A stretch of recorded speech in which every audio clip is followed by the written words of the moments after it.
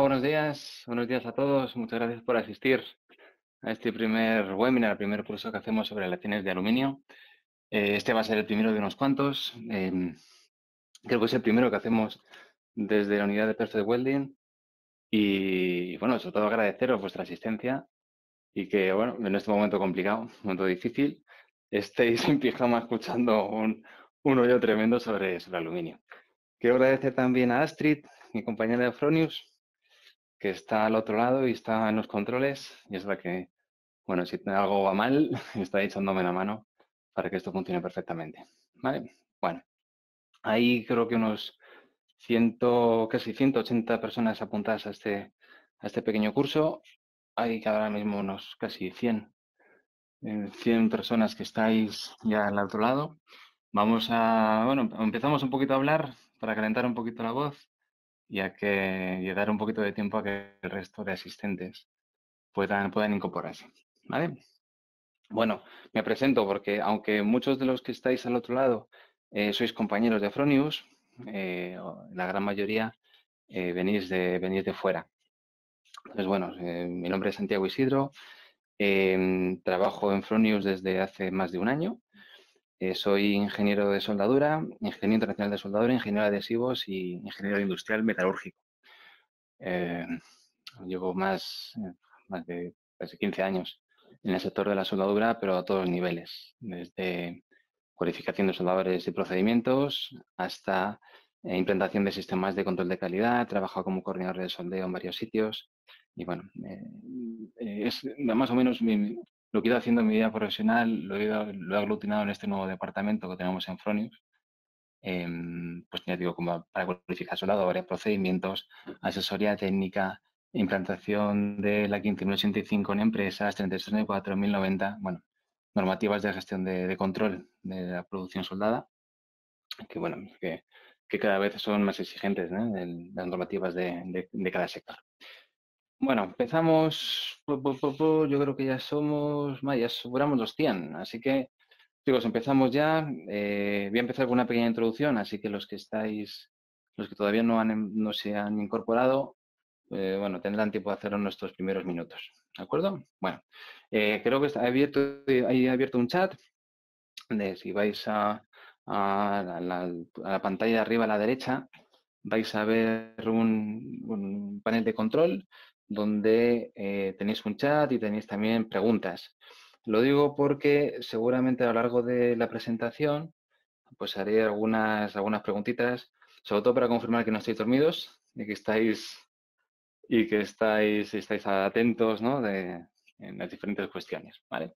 Sentiros libres de preguntar lo que queráis relacionado con el aluminio, ¿de acuerdo? Todo lo que queráis. Intentaré contestar a todas las preguntas. No obstante, si se alarga un poco el tiempo, podéis luego contactar conmigo a través de mi correo electrónico o las preguntas que queden en ese chat, en ese apartado de preguntas, luego las puedo ir contestando despacito una a una. La presentación, como veis, a ver, un segundito, a ver,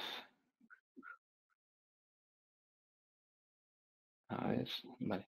La presentación, como veis, está dividida por varios bloques. Vamos a empezar con una pequeña introducción histórica, vamos a ver las propiedades generales del aluminio y de ahí siempre vamos a sacar una lectura que vamos a utilizar para conocer la soldabilidad del mismo. Después hablaré de los procesos de soldeo que puedo aplicar para unir las acciones de aluminio y, bueno, y luego sus características, ¿no? De cada proceso. Y por último, quiero hablar un poquito sobre todo, pues, cosas del día a día, ¿no? En la soldadura del aluminio. Pues preparaciones de bordes, si tengo que precalentar o no, qué normativa tengo que aplicar para controlar la producción, ¿vale? Entonces, cada vez que pase uno de los bloques, haremos una ronda de preguntas, ¿vale? Y contestamos lo que podamos, ¿de acuerdo? Venga, pues empezamos. Ya está. Bien. El aluminio es uno de los metales más abundantes que tenemos en la corteza terrestre. De hecho, está en torno al 8%. Fijaros que aunque sea uno de los metales que más abunda en la corteza, no ha tenido una introducción en la industria hasta el siglo XX. Fijaros que a lo largo de la historia hemos pasado Pues la de piedra, la de bronce, la del cobre, la de hierro, pero del aluminio, que es el más abundante, o uno de los más abundantes, pues no tenemos una edad específica de aluminio hasta llegar al siglo XX. Esto es porque el aluminio forma un enlace muy estable con el oxígeno. Tiene una avidez muy grande por el oxígeno y forma un óxido, se llama alúmina, que es muy estable y cuesta mucho extraerle de ese óxido. ¿Vale? De hecho, en el siglo XIX, hasta el siglo XIX, no se consiguió extraer aluminio por primera vez. El primer lingote que se mostró a la industria fue en la Feria de París de 1855. Fijaros, 1855, a mediados del siglo XIX. Y realmente quedó aparcado ahí. De hecho, se consideraba el aluminio como un metal precioso, como si fuera el oro o la plata. ¿Vale? Pero no tuvo una introducción en la industria. No fue hasta más adelante, hasta 30 años después, que tanto Francia como Estados Unidos consiguieron poder producir aluminio de una forma más rentable, mucho más fácil, a través de la electrolisis. ¿Vale? No fue hasta 1915 cuando empezó a introducirse de forma más masiva al aluminio en la industria. Y todo fue a partir de una aleación que es duraluminio, que ya ha llegado a nuestros días, que es una aleación de aluminio-cobre, que se emplea sobre todo en aeronáutica, con muy buenas propiedades mecánicas. ¿Vale? Fijaros la evolución de producción del aluminio en esta gráfica. Fijaros, a principios del siglo XX, pues apenas había producción de aluminio y poco a poco fueron introduciéndose aleaciones que iban mejorando sus propiedades mecánicas. Pues aleaciones para forja, aleaciones tratables térmicamente, como en el duraluminio, y poco a poco fue aumentando la producción. ¿Dónde podemos encontrar aluminio? Pues aluminio lo encontramos en nuestro día a día por todos lados. Desde el papel de aluminio pues para envolver el bocadillo, hasta, oye, pues chasis de vehículos cotidianos, lo podemos encontrar por la calle. Desde luego, la primera aplicación importante fue para aeronáutica, pero es que incluso los grandes edificios, las grandes estructuras que podemos desarrollar, bueno, que se están desarrollando actualmente, no serían posibles si no buscáramos materiales ligeros y de alta resistencia. ¿Vale? A lo mejor no estamos hablando de meter una viga de aluminio para soportar todo un edificio, no, ni mucho menos. El aluminio no tiene tanta resistencia. Pero sí, gran parte de la estructura del edificio, incluso perfilería, ¿no? Pues para sujetar ventanas y demás, es mucho mejor hacerla con aluminio, que es mucho más ligero y implica menos peso para el resto de la estructura. ¿Vale? Bueno, ¿cuáles son las propiedades principales del aluminio? Vamos a irnos a sus propiedades, porque sus propiedades son las que nos van a dar luego la soldabilidad del mismo. ¿Vale? Bueno, vamos a quedarnos con las más importantes. Y desde el punto de vista de soldadura, quizás sean estas. Eh, el aluminio es un material muy blandito, muy blando. El aluminio puro es muy blando. Eso se debe a que cristaliza en el sistema cúbico centrado en las caras. Eh, Hay otros materiales que cristalizan también en este sistema y que también tienen propiedades similares. Fijaros, el cobre también se cristaliza en el cúbico centrado en las caras. La austenita, los aceros inosales austeníticos, cristaliza en este sistema y este sistema es el que está formado por planos de deslizamiento muy densos y son esos planos de deslizamiento los que permiten el cambio de posición de los átomos. ¿De acuerdo? Es decir, todos los materiales que tengan este sistema de ordenación, todos van a ser materiales muy blanditos, muy blanditos. ¿Vale? Bueno, siguiente. También es importante saber la temperatura de fusión del aluminio. El aluminio puro funde a partir de los 660 grados. 660 grados. Sin embargo, parecemos, oye, pues mira, 660 grados, el acero funde a 1538, oye, pues necesito menos energía para soldar aluminio que acero. Es que no es cierto, eso no es verdad. No es verdad, es justamente lo contrario. ¿Por qué? Porque el aluminio disipa 4 veces más calor que el acero al carbono. Por lo tanto, tengo que dar mucha más energía para fundir aluminio que para fundir acero al carbono. Fijaros la diferencia, ¿eh? Estamos hablando de que la diferencia de punto de fusión es pues, mucho más del doble y sin embargo necesito 4 veces más de energía para fundir aluminio que para fundir acero, ¿vale? Bien. Otra cosa importante es su coeficiente de dilatación. Fijaros, el aluminio dilata hasta el doble que el acero al carbono, hasta el doble. Por lo tanto, o sea, sin saber mucho más de soldabilidad, ya sabemos que para poder fundir aluminio necesito más energía y que además esas tensiones y deformaciones son más acuciadas, son más visibles en aluminio que en acero. ¿Vale? Bien. Ahora la pregunta es siempre, ¿aluminio o acero? ¿Con cuál me quedo? ¿Con cuál construyo? Vale, es verdad que el acero pesa hasta 3 veces más y resiste 4 veces más que el aluminio, ¿vale? Los que montáis en bici podéis ver los cuadros de aluminio y de acero. Los cuadros de aluminio son más ligeros, pero el cuadro es mucho más ancho, ¿eh? Necesita una inercia superior para soportar todas las cargas, ¿vale? Bueno, eso sería lo más interesante. También hay una diferencia importante entre el aluminio y el acero, que es la resistencia a fatiga del mismo. El aluminio a fatiga se comporta relativamente mal, sin embargo el acero se comporta bastante bien. De hecho, tiene un límite de fatiga el acero. Por debajo de un nivel tensional no vamos a tener rotura por fatiga por debajo de 2 millones de ciclos. Sin embargo, en el aluminio, antes o después voy a tener rotura por fatiga, antes o después. ¿Vale? Eso es importante para luego cuidar la forma de las aguas, la forma de las entallas. ¿De acuerdo? Y ya veréis cómo estas características, se van a ver reflejadas en la normativa de control. ¿De acuerdo? Venga, vamos con las propiedades químicas. Quizá lo más interesante del aluminio a la hora de soldar es que el aluminio forma la capa de alúmina que he comentado antes. Esa capa de alúmina es muy estable, es extremadamente estable. De hecho, es capaz de fundir por encima de los 2000 grados y, sin embargo, el aluminio puro funde a 660.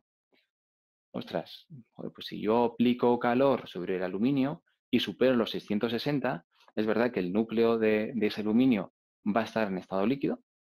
Sin embargo, fuera va a haber una película en estado sólido que va a aguantar esa temperatura. Es como si se comportara como una bolsa de agua, ¿no? Una bolsa de leche, ¿no? Digamos que la bolsa en sí sería la alúmina y el interior sería el aluminio fundido. Claro, a la hora de soldar, yo necesito que los átomos de aluminio del metal base se unan a los átomos de aluminio del otro metal base. Tiene que haber enlace entre los dos. Sin embargo, si tengo una capa de alúmina por el medio, esta unión no va a ser efectiva. Por lo tanto, tengo que eliminar esa capa de alúmina. Claro, podríamos decir, venga, pues yo la limpio como si fueran los óxidos de hierro, ¿no? Como paso la radial por encima o con un cepillo de lija y elimino la alúmina. No, eso tampoco nos sirve, porque la cinética de formación de la alúmina es muy rápida. Se forma de forma inmediata. Por lo tanto, tampoco podríamos hacerlo. Sí está bien rebajar el espesor de la capa de alúmina, que estaríamos hablando de 4 o 5 micras nada más. Pero, joder, de alguna manera tenemos que rebajar a la hora de soldar. Y además tenemos que ir a otros métodos para poder eliminarla y evitar que se forme, ¿vale? Eso lo veremos un poquito más adelante cuando hablemos del arco eléctrico y de los modos de protección del aluminio, ¿vale? La capa de alúmina protege de la oxidación al resto del material. Está en la superficie, es una protección de tipo catódico y evita que el oxígeno siga difundiéndose hacia el interior. Por lo tanto, es una capa extremadamente protectora, ¿vale? Y además tiene muy buenas propiedades químicas. Realmente las propiedades del aluminio, las propiedades químicas de resistencia a la corrosión del aluminio, dependen mucho de sus aleantes. Fijaros, el aluminio en general se comporta bastante mal frente a ácidos fuertes, ácidos con pH bajos, como puede ser el sulfúrico, el clorhídrico o el fluorhídrico. Tiene un comportamiento medio frente al ácido nítrico y frente a la base hacia el amoníaco, por tanto medio, bueno, no tiene mal comportamiento del todo, ¿vale? Pero este comportamiento puede variar bastante en función del aliante que tenga el aluminio. Bueno, pues aumenta su resistencia a la corrosión. Aleantes como el manganeso, el magnesio o el cromo no influyen mucho sobre la resistencia a la corrosión. Por ejemplo, el titanio, zinc o el silicio por debajo del 1%. Cuando el silicio aumenta, el porcentaje de aleación del silicio aumenta del 1%, ya estamos en una protección mucho mejor. Protege bastante bien, se comporta bastante bien. ¿Vale? Y luego hay aleantes que empeoran bastante su comportamiento de la corrosión, como por ejemplo sería el cobre, hierro, níquel, todos estos, ¿vale? Y además con el cobre especialmente, ¿no? Porque ahí se produce un par galvánico entre el cobre y el aluminio y puedo tener corrosión interna, ¿no? Una corrosión por exfoliación, ¿vale? Vale, más, seguimos. Fijaros, ¿cómo puedo encontrarme el aluminio en la naturaleza? La fuente principal de aluminio en la naturaleza es a partir de una roca que se llama bauxita. Bauxita. Es a partir de esa roca sacamos la alúmina y la criolita, que también necesito para formar, bueno, para el procesado del aluminio. Y esa bauxita está formada por alúmina y por humedad. Es decir, fijaros, aparte de todo lo que pone ahí, de silicio, hierro, titanio y tal, la bauxita está formada por alúmina, es decir, la tendencia natural del aluminio es a captar oxígeno y formar un óxido estable. Y luego tenemos un 10%, entre un 10 y un 20% de agua. Es decir, la tendencia natural del aluminio es a producir porosidad, a producir poros. Porque a las temperaturas de fusión, a la temperatura de soldadura, la molécula de agua no es estable y voy a tener hidrógeno por un lado y oxígeno por el otro. Ese oxígeno se va a combinar con aluminio, tengo alúmina, y ese hidrógeno se va a transformar en porosidad, en poro. Es su tendencia natural, natural. ¿De acuerdo? Así que tenemos que evitar que el aluminio haga lo que de forma natural le sale, que es captar oxígeno y captar humedad. ¿Vale? Bueno, seguimos. Fijaros, si como a modo de resumen de lo que he contado hasta ahora, sin hablar de soldadura, sin hablar del arco eléctrico, sin hablar de procesos de soldeo, sino solamente hablando de sus propiedades físicas y químicas, ya sabemos algo de cómo enfrentarme a una soldadura de aluminio. Fijaros, aquí tenemos las propiedades físicas, químicas y su tendencia natural me están diciendo que tengo que tener cuidado con alúmina. ¿Vale? Pues fijaros, la temperatura de fusión está por encima del 2000 grados, el aluminio está por 660 y de alguna manera tengo que eliminar esa capa de aluminio. Ahora veremos cómo. Además, su coeficiente de dilatación es muy alto. Por lo tanto, las tensiones que voy a tener en la soldadura son muy altas. A la hora de diseñar una secuencia de pasadas, tengo que tenerlo en cuenta para reducir de alguna manera esas tensiones residuales y por lo tanto esas deformaciones.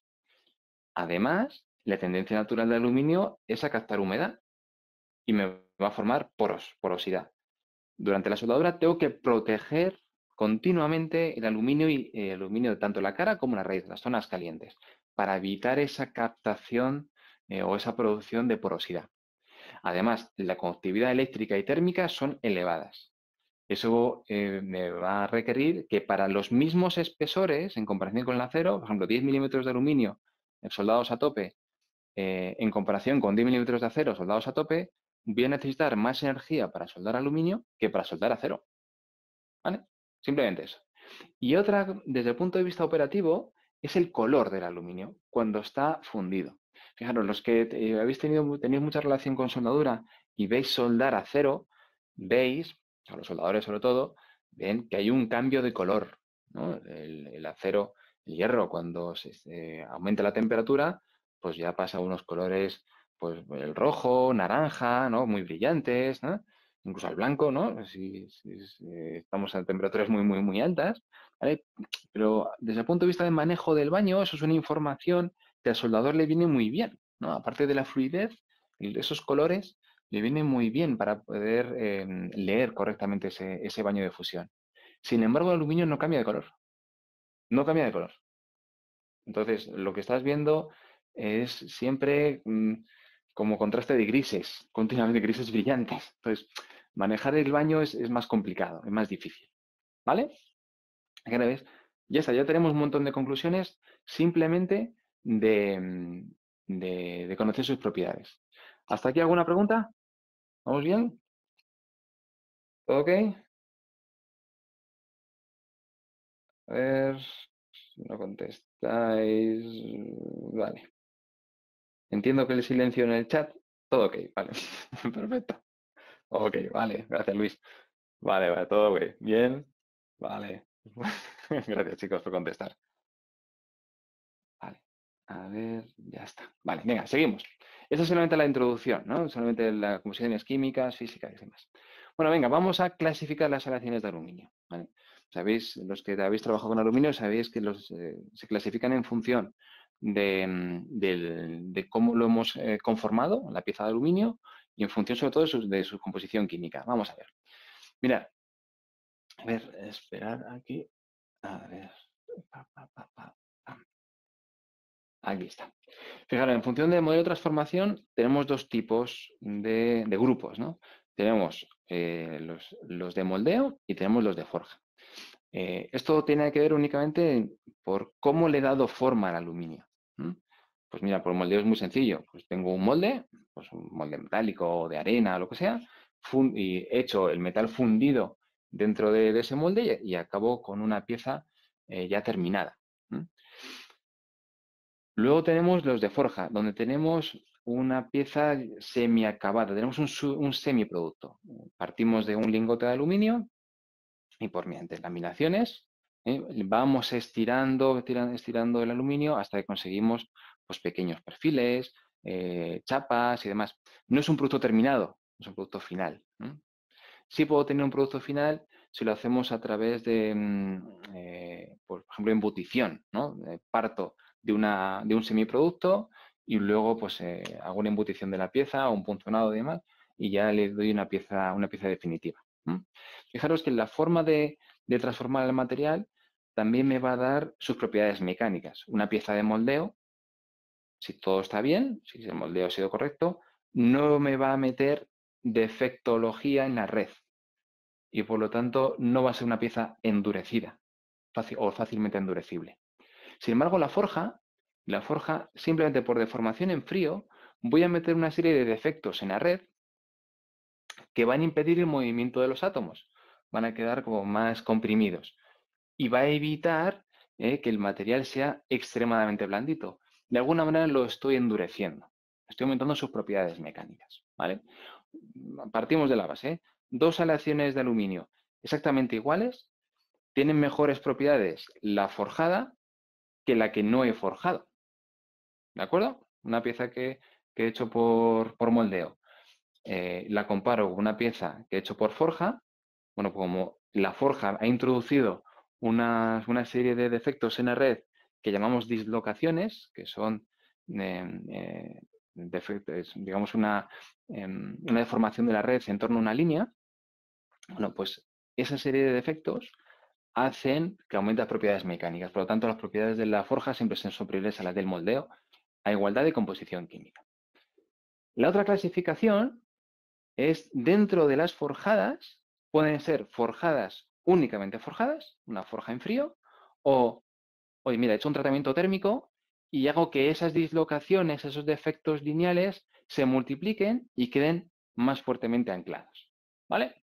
Mira, tenemos, por ejemplo, ejemplos de forjadas no tratables térmicamente, pues toda la perfilería de aluminio, que son de aluminio-magnesio, esas están forjadas, pero no están forjadas, no llevan un tratamiento térmico previo. Si veis en la imagen, de arriba a la izquierda, veis una serie de líneas, ¿no? Esas son dislocaciones. Son dislocaciones. Cuando cojo el aluminio y lo deformo, hago una deformación en frío, se crean esas líneas, esas líneas. Es como si fuera una especie de red, ¿no? Esas líneas quedan ancladas, pues tanto en borde de grano de aluminio como en posibles precipitados que puedan quedar por ahí, inclusiones, lo que sea, pero quedan anclados ahí. Claro, eso dificulta el movimiento del aluminio, la formación del aluminio, ¿vale? Y aumento propiedades mecánicas, ¿vale? Esto lo puedo multiplicar si, y hablo ahora del siguiente grupo, si hago un tratamiento térmico previo. Si yo consigo que haya un montón de precipitados en la red del aluminio, un montón de puntos donde esas dislocaciones pueden quedar ancladas, aumento todavía más las propiedades mecánicas. ¿Vale? Un ejemplo de de estas aleaciones sería, por ejemplo, el duraluminio, ¿vale? La primera que se empleó en aeronáutica, ¿vale? Una aleación de aluminio-cobre, ¿vale? Vale. Fijaros, aquí tenéis una aleaciones, un ejemplo, ¿no? de producto de aluminio forjado, únicamente forjado, digo, toda la perfilería para ventanas, todo ese tipo de estructura que podemos encontrar, aluminio, magnesio, son conformadas de esta manera. Fijaros, vamos a hablar ahora del tratamiento térmico, ¿vale? Del tratamiento térmico que se emplea para las aleaciones como el duraluminio. Ese tratamiento térmico solamente se puede hacer si en su diagrama binario, ¿tenemos claro lo que es un diagrama binario? ¿Dudas sobre esto? Necesitamos, vale, vale, vamos a ver, estoy viendo por aquí en el chat, vale, mirad, un diagrama binario es una representación gráfica de cómo evolucionan las fases que me puedo encontrar dentro de una aleación en función de temperatura y en función de la composición química. ¿Vale? Aparecen diferentes estructuras. ¿Vale? Bueno, pues parte de su diagrama binario, más adelante veremos algunos más, bien, tiene que aparecer algo como lo que veis en la diapositiva. ¿Vale? Tiene que haber una línea, como veis aquí, a ver, un segundo, a ver, tiene que haber una línea de este tipo, una línea que está marcando una variación de solubilidad con la temperatura. A medida que baja la temperatura, la cantidad de aleación de B en alfa va disminuyendo, ¿vale? Y precipita en forma de beta, ¿vale? Mirad, si yo desde este punto, desde el punto X, ¿vale? Hago una micrografía, vamos a ver únicamente granitos de alfa. Son granitos, bueno, blandos, bastante blandos, con malas propiedades mecánicas, muy, muy blanditos. Si lo que quiero es aumentar propiedades mecánicas, tengo que transformar eso. Si yo enfrío, pues despacito, despacito, despacito, despacito, llego a temperatura ambiente al punto I y hago una micrografía ahí, lo que voy a encontrar es que ha precipitado beta. Pero fijaros cómo precipita. Precipita como precipitados de gran tamaño. Yo esto siempre lo cuento de la misma manera. Siempre hago una analogía con el hormigón, el concreto. Bueno, el hormigón, tenemos pues el cemento, ¿no? Pues que tendrá unas propiedades mecánicas relativamente bajas en comparación con el hormigón. Y luego tengo un montón de arena, de grava, que aumenta las propiedades mecánicas de la estructura. Bueno, si en lugar de tener piedrecitas pequeñas, arenita pequeña, distribuida uniformemente, tengo 4 piedras grandes, bueno, pues las propiedades del conjunto pues no son uniformes y tampoco tiene buenas propiedades mecánicas. De hecho, habría deslizamiento entre la piedra y el cemento, o sea que no sería un buen material. Sin embargo, si yo desde el punto alfa enfrío rápidamente hasta el punto I, no le doy tiempo a que precipite beta. Entonces queda la red de alfa sobresaturada. Y a poquito que le dé un poquito de energía a la red, empieza a precipitar beta por todos lados. ¿Veis la diferencia? La cantidad de beta que tengo en esta micrografía del punto Z y la cantidad de beta que tengo en el punto anterior, que tengo en este punto anterior, en el punto I, la cantidad es exactamente la misma. Solamente que la forma de distribuirse es diferente. Esta forma de precipitados muy finos y uniformemente distribuidos es un punto genial para que esas dislocaciones que se van a producir por una deformación en frío queden ancladas, impidan su movimiento y encima por el movimiento de Orowan se multipliquen. Ya tengo más dislocaciones, más puntos de anclaje, por lo tanto las propiedades mecánicas aumentan brutalmente. ¿Vale? Fijaros la diferencia, ¿eh? Mira, aquí tenemos una diferencia en cuanto a propiedades mecánicas. El aluminio, vamos a comparar el aluminio puro comercial, ¿no? Que es el que me puedo encontrar en el mercado fácilmente, no en el laboratorio. Fijaros el límite elástico, ¿no? Estamos hablando de 35 megapascales y, sin embargo, si cogemos una aleación endurecida y forjada y encima endurecida por precipitación, estamos hablando de que pasamos a 505. Es una barbaridad de diferencia. entre una cosa y otra. ¿Vale? Fijaros cómo aumentamos propiedades mecánicas de una manera o de otra. ¿Vale? ¿Visto? Vamos a ver. Vamos a volver a hacer el repaso hasta ahora. Sigo ahora. Hemos hablado de las propiedades del aluminio puro y ahora vamos a meter las propiedades de los aleantes. Pero mirad, simplemente cuanto al material que le he metido una serie de efectos en la red, pero los he metido adrede, pues esos defectos lineales como son las dislocaciones o esos precipitados, ¿no?, que hemos conseguido mediante el tratamiento térmico. Bien, el material cuando tiene un poquito de energía, le damos un poquito de energía, le utiliza para borrarse esos defectos, ¿no?, para hacerse un lifting, ¿no?, para quitarse los defectos que pueda tener. ¿Qué pasa entonces en la zona de afectación térmica? En la zona de afectación térmica, el material base coge energía que proviene de la soldadura y elimina esas dislocaciones, se producen recristalizaciones, bueno, que eso es otro tema, se producen recristalizaciones y desaparecen dislocaciones, y además esos precipitados que teníamos empiezan a crecer, empiezan a unirse unos con otros y volvemos a la estructura inicial que teníamos en el punto inicialmente. Por lo tanto, tengo pérdida de propiedades mecánicas y las tengo siempre. De hecho, si la tendencia natural del acero es a endurecerse, ¿no?, aparecen estructuras como la martensita y demás, ¿no?, que endurece el acero, la tendencia natural del aluminio es a ablandarse. Pierdo siempre propiedades mecánicas en la ZAT. Ahora bien, de cómo suelde el aluminio, voy a tener una pérdida muy grande o más pequeña. Pero siempre tengo pérdidas.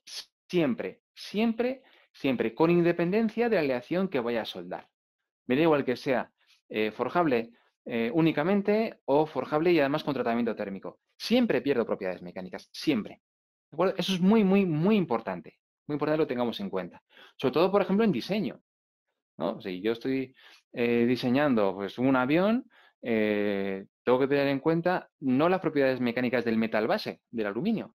No, tengo que tener en cuenta las propiedades mecánicas de la zona más débil, que es la zona de afectación térmica. ¿Veis? Fijaros, como ejemplo, aquí tenéis un perfil de durezas de una aleación de aluminio-cobre. Fijaros cómo cae la dureza en la zona de afectación térmica. ¿Vale? Cómo cambia, cómo va variando. ¿De acuerdo? ¿Listo? Vale. Bueno, perdonad. Es que estoy viendo una pregunta aquí. Eso no lo he dicho al principio. Disculpadme. Me estáis preguntando por el chat si esta presentación es, bueno, si puedo capturar pantalla o si puedo luego compartir presentaciones. Sí, no os preocupéis. Después de la presentación, esta presentación queda grabada, por lo tanto, luego podréis tener acceso a la misma.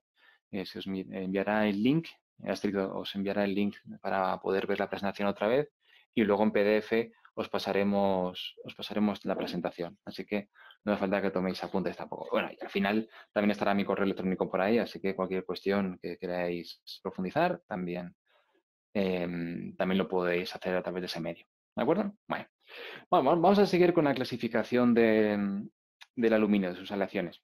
Ahora vamos a hacerlo en función de los aleantes.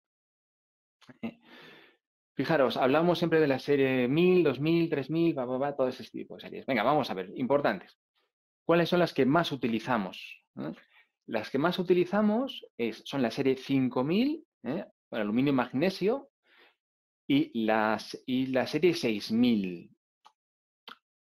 Por precio son las más asequibles. Una serie 5000, ya digo, se dedica para toda la perfilería, todo tipo estructural, ¿vale? Ese tipo de estructuras se hacen con este tipo de aleación. Además, su soldabilidad es bastante buena, bastante fácil en comparación con el resto de grupos y tiene buenas propiedades frente a corrosión. Luego tenemos la serie magnesio-silicio, la serie 6000, que también es muy utilizada, es la que más se emplea. Bueno, los que montáis en bici es la de los cuadros de la bicicleta, la de las ruedas de bici, la serie 6000 son estas. Y también tiene buenas propiedades frente a la corrosión y son endurecibles por precipitación. ¿Vale? Listo. Más, ¿cuál nos va a dar muchos problemas a la hora de soldar? La hora de soldar nos va a dar problemas especialmente la serie 7000 por el zinc que tiene. El zinc tiene una temperatura de sublimación, pasa a estado gaseoso a una temperatura relativamente baja, por lo tanto, a la hora de soldar voy a tener una pérdida de zinc, y si el zinc está ahí para mejorar propiedades mecánicas o para favorecer la corrosión, al perderlo, pues pierdo esas propiedades, ¿vale? Y la serie 2000 también nos va a dar bastantes problemas, que es el aluminio-cobre. Ya está. Fijaros, aquí está, a ver, ya está, vale. Y luego otro tipo de clasificación que desde el punto de vista de soldadura quizás sea más importante, es la que nos da la norma UNE en ISO 15608. Esta normativa lo que hace es clasificar a los metales en función de su soldabilidad, en función de la soldabilidad. Y fijaros, mira, fijaros, grupo 21, aluminio más o menos puro, tal, con un porcentaje de impurezas por debajo del 1%. El grupo 22, son no tratables térmicamente, que son aluminio-magnesio. Más, grupo 23, aluminio, magnesio, silicio, sería el grupo 6000, una cosa así, ¿vale? Luego aluminio, zinc, magnesio y demás. 24, aluminio, silicio, como dice algún compañero sicilio, por ahí. El grupo 24, aluminio, silicio, ¿vale? Con algo de magnesio incluso. El grupo 26, el grupo 25, aluminio, silicio, cobre. El grupo 26, aleaciones de aluminio con un porcentaje de cobre entre el 2 y el 6. No aparece, por ejemplo, la serie 7000. No aparece ahí. Lo que me está diciendo la normativa es que la serie 7000 no es soldable por fusión. Es lo que dice la normativa, ¿eh? Ya sabéis también que las normativas muchas veces van por detrás de lo que va la tecnología. Tenemos métodos para unir esta aleación más complicada. Sin embargo, la normativa de clasificación en función de la soldabilidad es que no la contempla. No está metida dentro de ninguno de esos grupos, ¿vale? Eso es importante, ¿vale? Porque luego cuando tengamos que hacer el control de la producción apoyándome en normativa, esto es un argumento que tenemos que tener siempre en mente, ¿vale? Cuando tengamos que trabajar con ese tipo de aleaciones. Ya te digo que hay métodos para poder unir esta aleación tan complicada, ¿vale? Bueno, sigo. Vamos a seguir con la soldabilidad respecto con el metal base. Vamos a meternos por ahí. ¿Qué es importante a la hora de trabajar con aleaciones de aluminio? Lo primero es, antes de ponerse a trabajar con ellas, es que estén almacenadas correctamente. ¿Por qué? Porque muchas veces es raro que un taller se dedique única y exclusivamente al aluminio. Siempre tienen pues aluminio, también tienen, sueldan aceros inoxidables, o incluso trabajan aluminio con herramientas que son de acero. Cuidado, porque la tendencia del aluminio es pues a captar, a formar óxidos, a captar humedad y a oxidarse. Fijaros, al recordar que la bauxita también tenía hierro, ¿vale? Vamos por ahí. Es muy fácil contaminar el aluminio, muy, muy sencillo. Por lo tanto, el aluminio siempre tiene que estar alejado de óxidos, por ejemplo, el óxido de hierro, que es muy agresivo y que va a contaminar la superficie, ¿vale? Muchas de las veces por las que cogemos el aluminio no solamente son sus propiedades mecánicas, son sus propiedades frente a la corrosión. Por lo tanto, tengo que cuidar esas propiedades de todas las maneras posibles. No tendrá sentido si yo cojo el aluminio y lo almaceno con el acero. No tiene sentido. O cojo una radial con la que he estado trabajando antes el acero al carbono y me pongo a trabajar el aluminio. Contamino en la superficie. Por lo tanto, me estoy cargando ese material, ¿vale? También es importante que si estoy soldando y estoy soldando con hilo, bueno, pues estoy soldando acero, que luego tenga que cambiar tanto rodillos como la camisa, eslingas y demás, que puede tener algún residuo de dióxido de hierro y apartarlo de la soldadura de aluminio. Tendré que coger otro tipo de rodillos, tendré que coger otro tipo de camisas, para evitar que ese polvo de óxido de hierro pueda contaminar el aluminio. Así que es importante herramientas, pues, por ejemplo, de acero inoxidable para trabajar el aluminio y apartarlo lo máximo posible de un ambiente de trabajo de acero al carbono, ¿vale? Tengo que tener en cuenta las propiedades del azad, ya lo he contado antes, ¿vale? Y tengo que tener en cuenta el diseño. Vamos a ver los diagramas binarios. ¿Veis? Aquí tengo ejemplos de diagramas binarios donde tengo claramente, aquí veis, estas líneas, ¿no? Donde tengo, que es justamente la parte del diagrama que os he enseñado antes, donde tengo esa diferencia de solubilidad, según va bajando la temperatura, ¿de acuerdo? ¿Y qué me está diciendo esto? Aquí tengo una línea vertical, una línea que me está diciendo, perdón, vertical no, horizontal, que me está diciendo que ahí tengo elementos de bajo punto de fusión. Viendo el diagrama binario, me está diciendo que el aluminio tiene tendencia a agrietamiento en caliente. Es su tendencia natural. A esa soldadura, cuando estoy soldando, esa grietecita que aparece en el metal del cordón, el centro del cordón, ¿vale? Y que me va persiguiendo.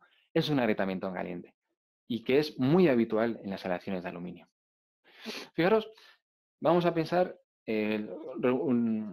volviendo al tema de la zona de afectación térmica, pérdida de propiedades mecánicas en zona de afectación térmica, y que tengo que tener en cuenta esa pérdida en el diseño, un ejemplo muy habitual. Mirad, esto es un tubo de aluminio que está soldado sobre una chapa, ¿vale? ¿Cuál es el problema que me puedo encontrar aquí? Según estoy soldando alrededor, la primera parte de la soldadura está sujetando a la segunda parte de la soldadura. Según una soldadura orbital, pues el principio del cordón está sujetando la segunda parte del cordón. ¿Y esto qué produce? Bien, vamos a ampliar esta parte. Fijaros lo que produce aquí. Aparece unas grietas en el tubo, ¿eh? ¿Veis cómo están? Son verticales, debido a las tensiones, de la soldadura que producen en esa soldadura que es orbital. Esas tensiones son de tipo radial, ¿vale? ¿Y dónde aparecen esas grietas? No aparecen en el cordón, aparecen en la ZAT, en la zona de afectación térmica, que es donde he tenido una pérdida significativa de propiedades mecánicas. De hecho, es habitual no utilizar el mismo consumible para la misma composición química del cordón de soldadura como material de aporte que la composición química del metal base. Son composiciones químicas distintas. Fijaros en esta macro, ¿eh? Se ve muy bien cómo he perdido propiedades mecánicas en la zona de afectación térmica, y por lo tanto aparecen esas grietas, y además veis un montón de poros. Es que es su tendencia natural a captar porosidad. Es su tendencia natural. ¿Listo? ¿Vale? Venga, seguimos. Mirad, como he dicho antes, la tendencia de este tipo de aleaciones es a producir agrietamiento en caliente, agrietamiento en caliente. Fijaros, si buscáis un poquito por internet vais a ver una gráfica como esta, donde vais a ver la tendencia de cada aleación a producir esa grieta que aparece en el centro del cordón. Por ejemplo, las aleaciones de aluminio, aluminio-silicio, a ver, cuando están en torno al 1%, es una proporción muy mala porque es muy fácil que aparezca una grieta en el centro del cordón, ¿vale? Aluminio-magnesio, estamos hablando en torno al 2-3%, bueno, 1,5-2%, tengo el máximo de posibilidades de un agrietamiento en caliente. El aluminio-cobre, fijáis, que tiene un rango de agrietamiento en caliente hasta el 4%, bastante amplio, ¿de acuerdo? Digo que son aleaciones un poquito complicadas, ¿no? Para saber si realmente mi soldadura va a tener un agrietamiento en caliente, tengo que tener en cuenta no solamente composición química de metal base y de metal de aporte, sino también tengo que tener en cuenta la dilución. La dilución que es la cantidad de metal base que forma parte del cordón de soldadura, ¿vale? Pues conociendo esa mezcla de composición química, vamos a saber si el material tiene tendencia a producir esa grieta en el centro del cordón o no, ¿vale? Bueno, vamos a apoyarnos en alguna normativa que me ayude a poder soldar. Hay una normativa que es la 1011, parte 4, que son recomendaciones de soldabilidad para relaciones de aluminio. Son recomendaciones, no de obligado cumplimiento, salvo que tenga que cumplir con otras como la 1090, 15165, donde sí te dicen que tienes que cumplir con esta norma. Pero bueno, son recomendaciones, te dan una idea. Mira, esta norma, la 1011, parte 4, lo que hace primero es clasificar el material de aporte. Lo clasifica. ¿Vale? Me dice, venga, pues materiales de tipo 1, tipo 3, tipo 4, tipo 5.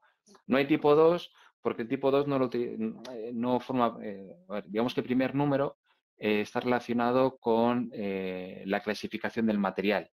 Por ejemplo, sabemos que el tipo 1 son aleaciones casi de aluminio puro comercial con alguna impureza, El grupo 2 sería aluminio-cobre, que aquí no aparece, por supuesto, porque no se emplea aluminio-cobre como material de aporte. Aquí tenéis la explicación, ¿vale? En la segunda línea, ¿veis? Aquí, esperad. Aquí veis la explicación, ¿de acuerdo? Más. El tipo 5 sería aluminio-magnesio, tipo 4 aluminio-silicio y demás. Bueno, aquí tenemos. Y de aquí nos lleva a la siguiente tabla.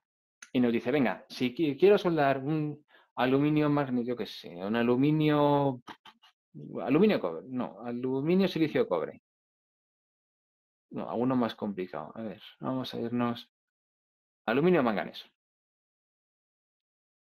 Quiero soldar aluminio-manganeso con aluminio-manganeso, te dice que, mira, puedes coger consumibles de tipo 3 o tipo 4 si lo que te interesa son propiedades mecánicas buenas, grupo 3, ¿vale? Si lo que te interesa también es una resistencia a la corrosión óptima, o grupo 4 si lo que quieres es, mira, no tener problemas a la hora de soldar. ¿Vale? Te dan como tres opciones. Muchas veces coincide el mismo número porque con uno matamos dos pájaros de un tiro. ¿De acuerdo? Pero ya por lo menos ya tengo una guía para poder captar un consumible. Que es una pregunta habitual, ¿no? Cuando algún cliente nos llama al departamento, nos dice, oye, ¿qué consumible utilizo para soldar yo qué sé, aluminio magnesio con aluminio magnesio? O quiero soldar aluminio cobre con aluminio magnesio. ¿Qué hago? ¿Qué consumible utilizo? Bueno, pues en lugar de darle una respuesta al azar, nos basamos en estas normas para por lo menos no fallar. Luego ya la aleación en concreto ya podemos discutirla. Pero ya sabes que cogiendo alguna aleación perteneciente a uno de estos grupos, sabes que no vas mal. Sabes que no va mal encaminada la respuesta. ¿Vale? Venga, más. Vamos a hablar de más, a ver. Aluminio con otro grupo. Vale.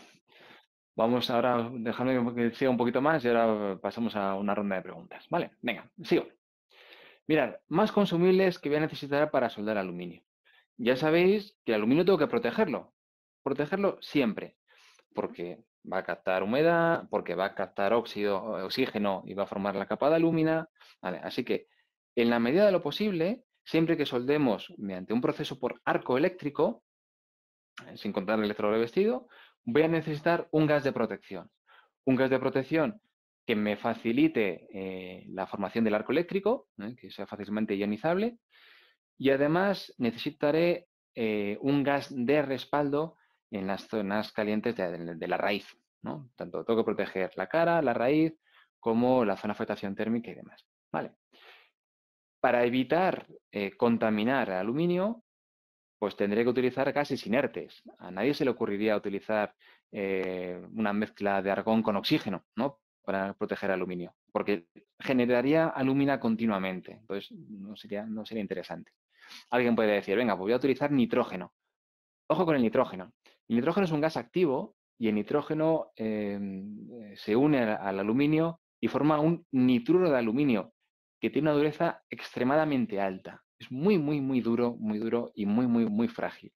Por lo tanto, pierdo propiedades mecánicas también, así que el aluminio no sería buena idea. Obviamente, hidrógeno, que también se puede emplear en un acero inoxidable austenítico, en aluminio no tiene sentido.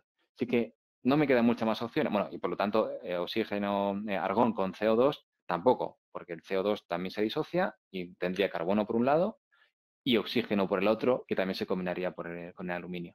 Así que no me quedan más opciones que trabajar siempre con helio, argón o mezclas de argón-helio. ¿Vale? Su clasificación, según la 14.175, es I1 si hablamos de argón puro, I2 si hablamos de helio, y mezclas sería un I3, gases inertes, siempre es inertes. Bueno, ¿qué diferencias tendremos si soldamos con argón o con helio? Mirad, la diferencia realmente la estamos viendo en la imagen. La diferencia viene marcada por la forma del átomo. El átomo de argón es un átomo más grande y los electrones que podrían formar parte de la banda de conducción están más alejados del núcleo. Por lo tanto, va a ser un gas fácilmente ionizable.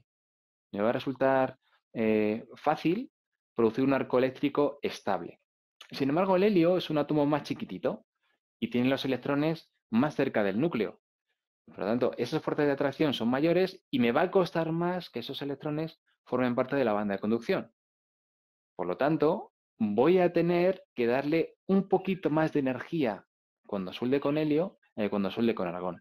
De hecho, directamente tenemos que aumentar el voltaje para poder tener un arco estable con helio.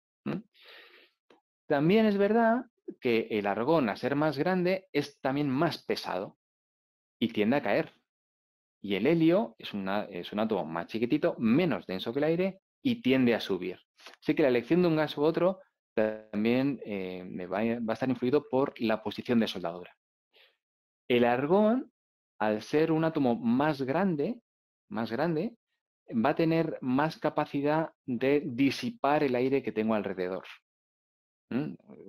Es como si jugamos a los bolos y utilizamos, para tirar los bolos, puedo utilizar pues, una bola grande, ¿no? Para tirar todos los bolos, o 100 canicas pequeñitas, ¿no? Para tirar todos los bolos. Bueno, pues digamos que aquí sería lo mismo. Necesito menos caudal con argón que con helio para igualdad de características, ¿vale? Más. Además, el argón conduce peor el calor, es menos conductor del calor. Por lo tanto, concentra más la energía.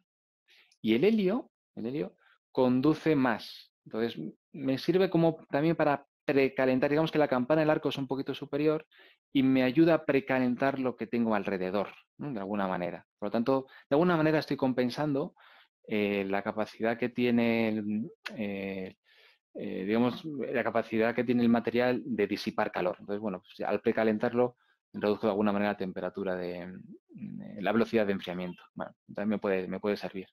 Además, el helio me produce también baños más fluidos. Sin embargo, el argón es un tensoactivo.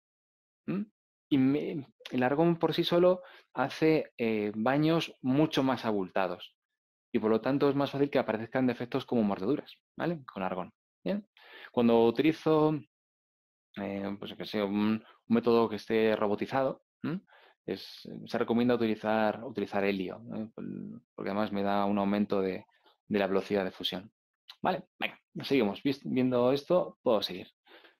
Vamos a hablar de procesos de soldeo. Antes de hablar de procesos de soldeo, ¿preguntas hasta aquí? ¿Dudas?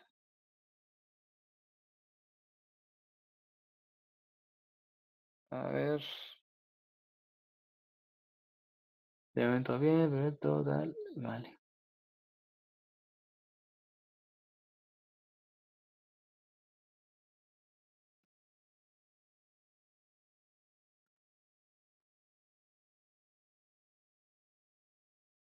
Vale, vale, chicos, entendido.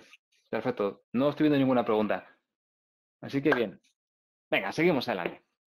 No sé si no veo ninguna pregunta porque estáis dormidos o porque realmente está todo claro. De momento es todo bien. Me falta por aquí la tabla. ¡Ey! No, espérate. Quieta, quieta. Espera, he visto por aquí una.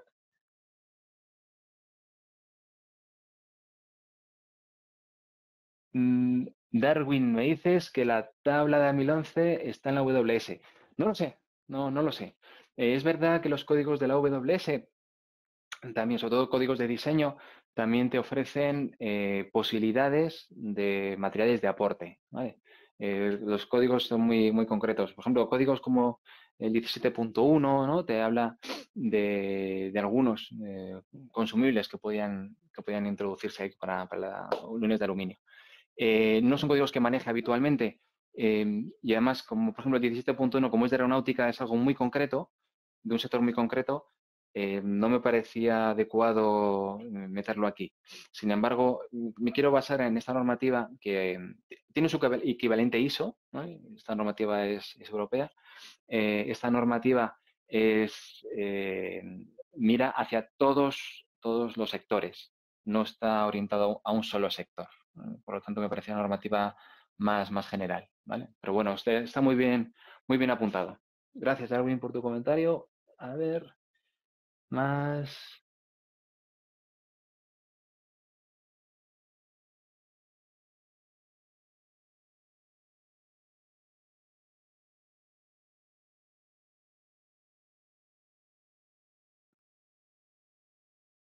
Vale. Bueno, hasta ahora nada más. Vale, sigo. Seguimos, venga, vamos a hablar de procesos de soldeo. ¿De qué maneras puedo soldar aluminio? Mira, los procesos de soldeo vamos a dividirlo en tres grandes grupos. Bueno, hay una normativa que te clasifica todos los procesos de soldeo, que es la ISO 4063, pero bueno, ahí habla de muchísimos procesos de soldeo, vamos a centrarnos en una clasificación mucho más mundana, ¿no? Más fácil. Tenemos tres grandes grupos, ¿no? Tenemos el soldeo por fusión, donde sí o sí tengo que fundir metal base, hay que fundir metal base, tengo que llegar a la temperatura de fusión del metal base. ¿Vale? Al menos en este caso tenemos que superar los 660 grados, al menos, ¿vale? Y aquí estarían, por ejemplo, la mayoría de los procesos por arco. Pues el TIG, MIG-MAG. Uy, ojo, esto es un fallo. No puedo soldar con MAG, ¿no? No puedo soldar con gas activo. Tiene que soldarse siempre con gas inerte. Vamos a ver, pues, soldadura por plasma, láser iría bastante bien. Incluso se podía soldar con oxigas, ¿eh? Con oxigas. Con el soplete de toda la vida se podía soldar, ¿de acuerdo? Bueno, con independencia del proceso que empleemos, si cojo cualquiera de estos, de este grupo, tiene que haber fusión del metal base. Tengo que fundir el aluminio o la aleación que esté trabajando de aluminio. ¿Vale? Hay otro tipo de grupos de soldeo que sería, por ejemplo, que sería el de soldeo sin fusión del metal base y solamente fundo el material de aporte. Solo hay fusión de metal de aporte. Pues aquí hablamos de soldadura fuerte, soldadura blanda, brazing o soldering. Estos procesos solo funden el metal de aporte, solo. Única y exclusivamente tengo que llegar a esa temperatura de fusión, únicamente, ¿vale? Es la típica que se ha hecho siempre con cobre y estaño, ¿no? Es un proceso bastante cotidiano también, ¿vale?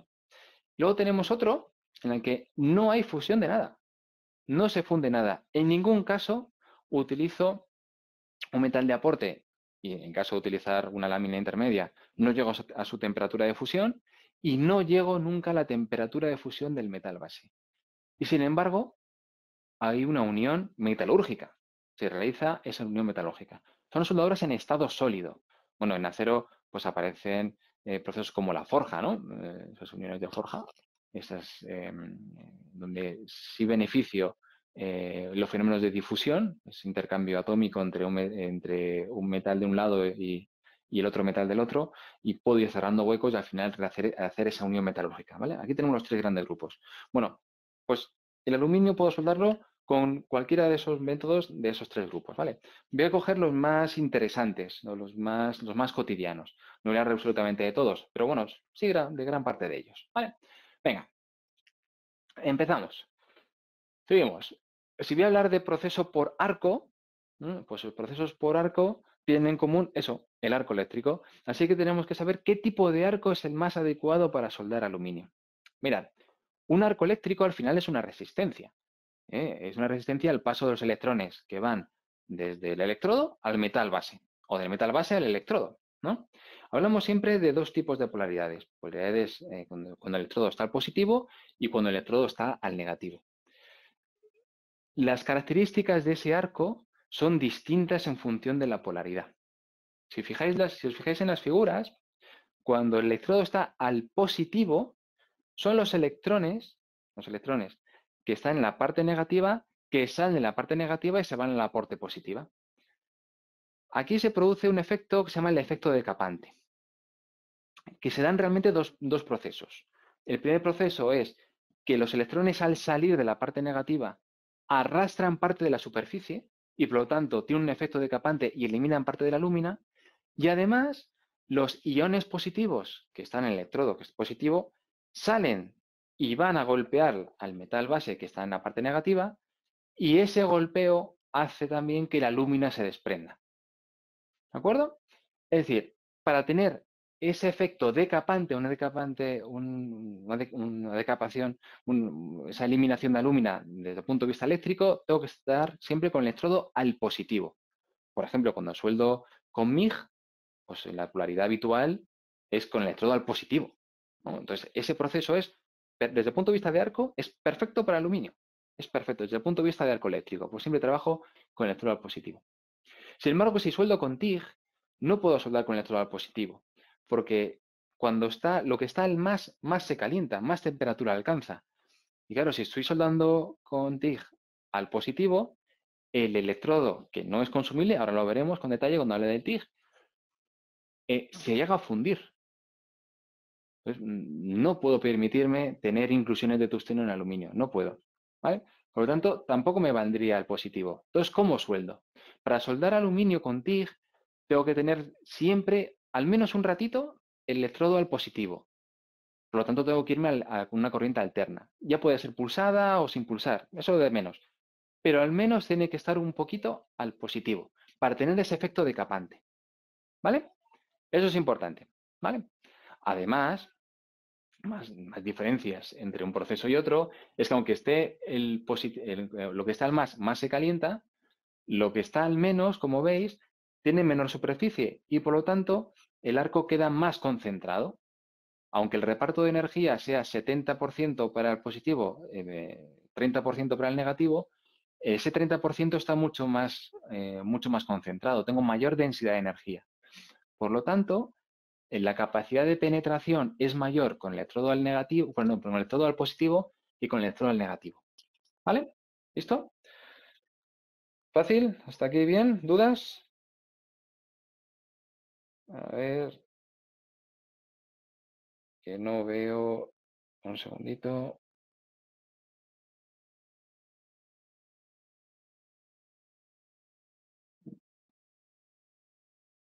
Todo ok, ok.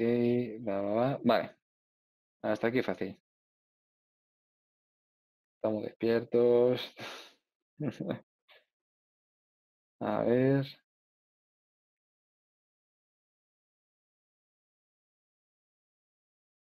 Vale. ¿Estáis activos, eh? Vale, vale, vale.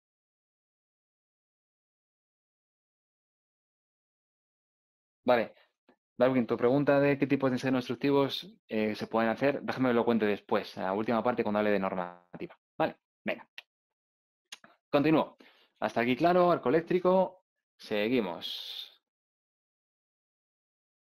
Vamos a irnos a un proceso que desde luego no es el más recomendable para soldar aluminio, pero oye, mira, a veces un fabricante que se dedica a la soldadura de aluminio pues siempre utiliza procesos mucho más avanzados, como puede ser el MIG o el TIG, un CMT, el láser, digamos que lo tiene controlado.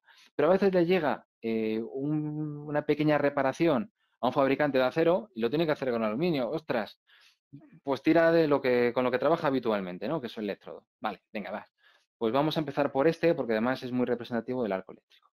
Mira, el electrodo revestido, como digo, no es el más adecuado para soldar aluminio, no lo es, no lo es, ¿vale? Que vaya esto por delante. Pero sin embargo, sí se emplea para hacer pequeñas reparaciones. Podemos utilizarlo para hacer reparaciones de baja responsabilidad, ¿vale? Siempre eso por delante. ¿Por qué? Porque aquí no tengo gases que me protejan las zonas calientes. Los únicos gases que tengo son el gas que se pueda producir en la fusión del revestimiento. Hay una columna de gas que me protege de la oxidación ambiental. Pero tampoco son gases que me ayuden demasiado. Por lo tanto, es muy fácil que me aparezca gran cantidad de porosidad en este tipo de reparaciones. ¿Vale? Así que, bueno, en la medida de lo posible, no debemos utilizarlo. Como siempre, hay que extremar la limpieza y además si son varias pasadas las que tenemos que dar varias capas, hay que asegurarse la eliminación de escoria entre capas, porque es fácil que a partir de ahí tengamos algún proceso de corrosión.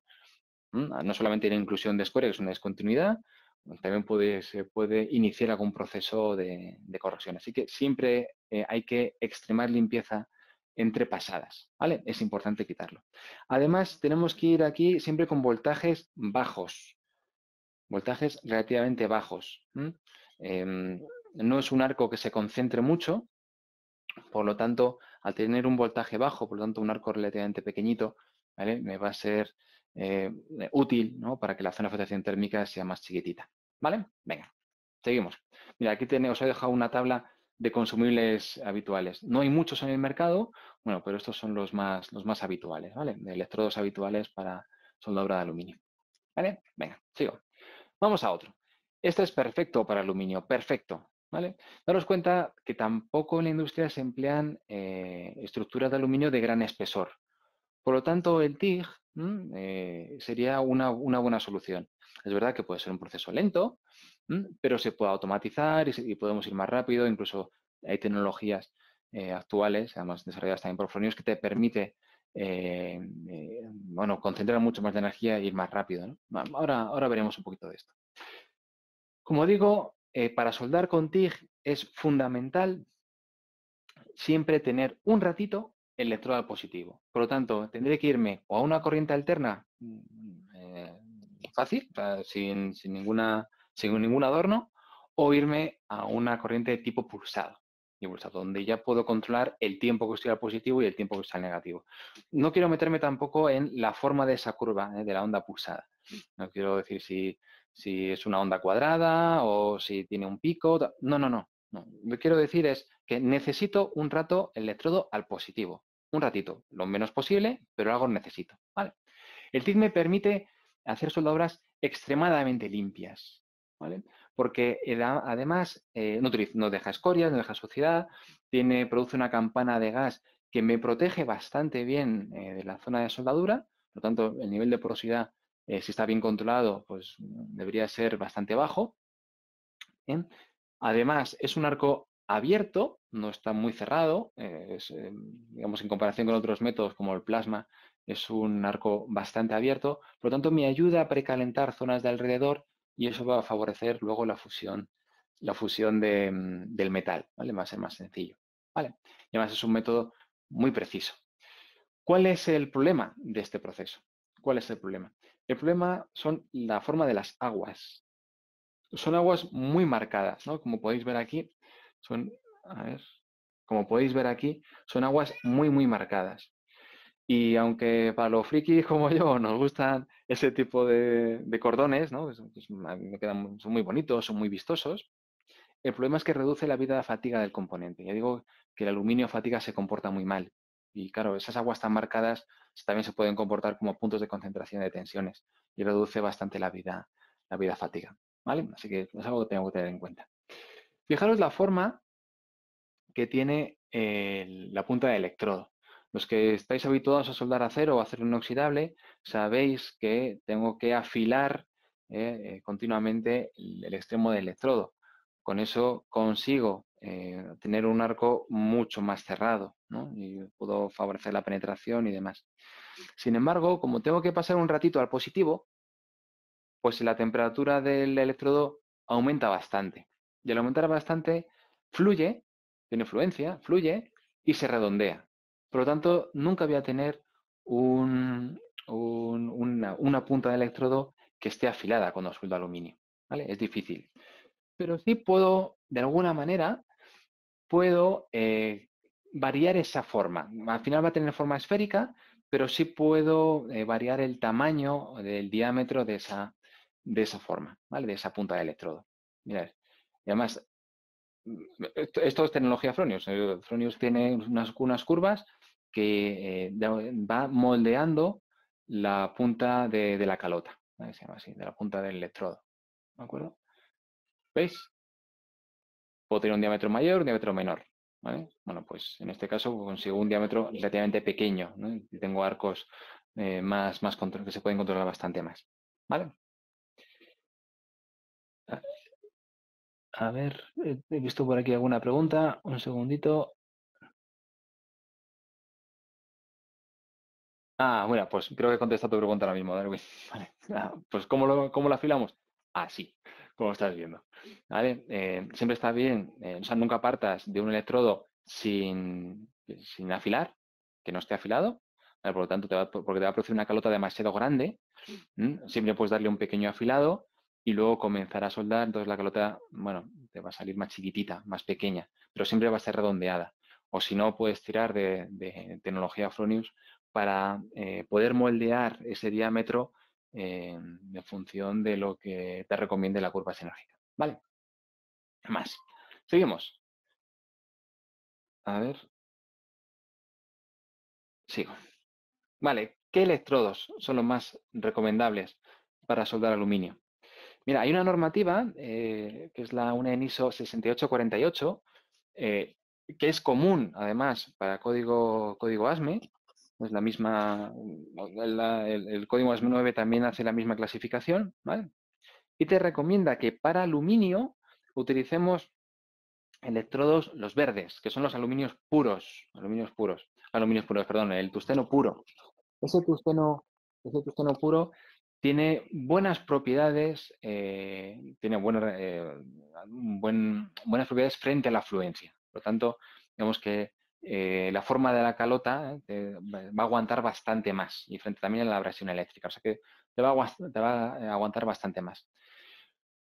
También es verdad que si soldamos espesores muy pequeños, hablando de décimas de milímetro, podemos llegar a soldar con electrodo al positivo. Como digo, no es lo recomendable, pero sí sería posible. Cuando hablamos de amperajes extremadamente bajos, muy bajos. Si la temperatura que alcanzaría el electrodo tampoco sería tan alta, y por lo tanto sí me permitiría utilizar electrodos conectados al positivo, ¿vale? Como digo, son espesores muy bajos, muy bajos, ¿vale? El orden de décimas de milímetro, décimas.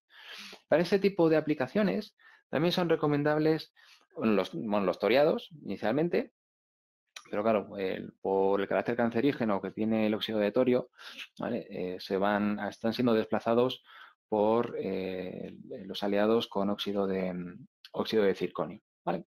Tiene una buena temperatura, o sea, una buena resistencia a la fusión y además también tiene buena resistencia frente a la abrasión eléctrica. De alguna manera te va a conservar también esa forma de la calota durante bastante tiempo, ¿vale? Estos serían los más recomendados para soldar aluminio. Repito, los verdes, los marrones y los blancos, los más recomendados, ¿vale? Para aluminio. Y alguno me puede decir, sí, yo he utilizado también los de lantano. Vale, perfecto, lo puedes utilizar, sí, pero no es el más recomendable, ¿vale? Lo más recomendable son estos, como digo, estos tres, ¿de acuerdo? Vale, venga, más. Vamos a irnos a plasma. Vamos a irnos al plasma. Digamos, el plasma es un primo cercano del TIG, ¿vale? También utilizamos un electrodo no consumible, que es termoiónico, es decir, cuando aumenta la temperatura aumenta su capacidad de emisión de electrones, por lo tanto, produce arcos extremadamente estables. Solamente que aquí utilizamos dos gases.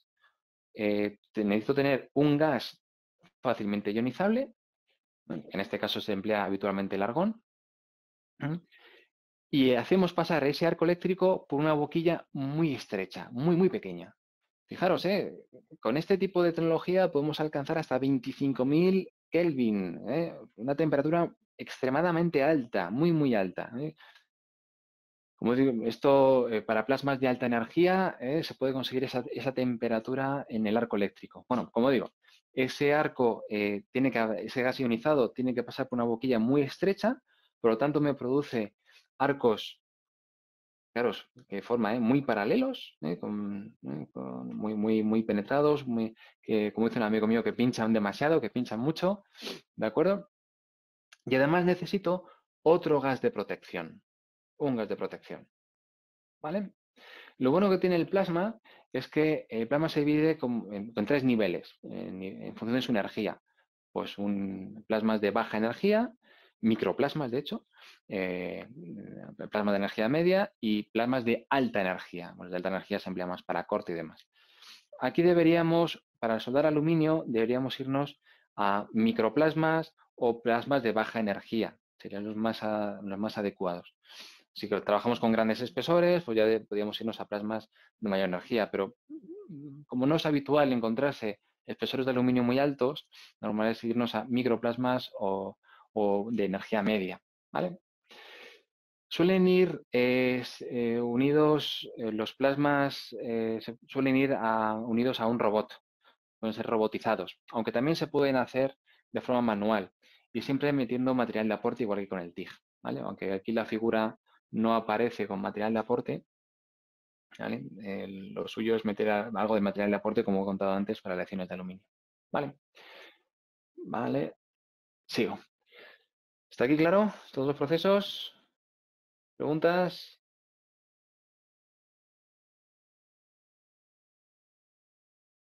¿Preguntas?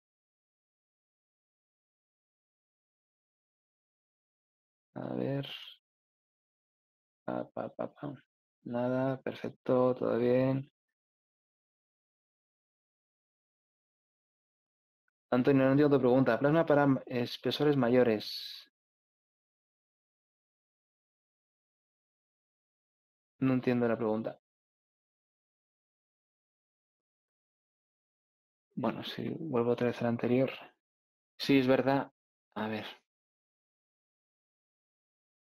Sí, es verdad que aquí aparecen espesores muy grandes. De hecho, la imagen, lo que quería representar no es soldadura de aluminio, porque de hecho esto es acero inoxidable. Estos son 316, a ver. Esto de aquí son 316, pero lo que quería era enseñaros una imagen del arco eléctrico, nada más. ¿Vale? No. Vale. Vale. Venga, seguimos.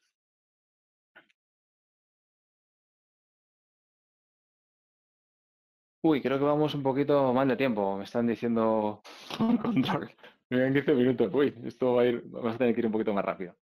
Venga, vamos con soldabilidad con el MIGMAG.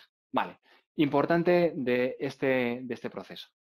Mirad, el MIGMAG ya de por sí, bueno, perdón, el MIG, de por sí ya utiliza electrodo positivo. Así que, bueno, del arco eléctrico poco me tengo que preocupar. ¿De acuerdo? Lo que sí tengo que tener muy en cuenta, a ver, lo que sí tengo que tener muy en cuenta es el tema de los rodillos que tú puedo utilizar. ¿Vale? Mira, la forma de rodillos es importante. Si yo utilizo rodillos con el canal en V, cuando le meta un poquito de presión, el aluminio al ser un poco más blandito, lo voy a chafar. Y es fácil que luego el hilo de aluminio no pueda hacer el giro que necesita, ¿no? Para ir desarrollándose. Por lo tanto, no es recomendable utilizar este tipo de canal. Es mejor utilizar canales más redondeados, más redondeados. Y no utilizar canales que estén moleteados, porque pueden arrastrar algo de aluminio, algo de óxido de aluminio y luego producir porosidad. Vamos a tipos de transferencia. Venga, pregunta. Los tipos de transferencia, como conocéis, hay en total, creo que hay 12 tipos de transferencia distintos, pero los habituales en la industria, pues está el splice, popular, el pulsado. Pregunta, ¿es recomendable utilizar spray? Dani me dice que ok. No, pregunto por el spray nada más. ¿Recomendable? Sí, sí, sí. Mm. Bueno, vamos a quitar el misterio. Pues mira, Luis dice que no. Muy bien. Chicos, yo no recomiendo el spray. No recomiendo el spray. ¿Por qué? Porque el spray tiene mucha energía, produce zonas de afectación térmica muy grandes, muy grandes. No es recomendable emplear mucha energía para soldar con MIG-MAG. No es recomendable.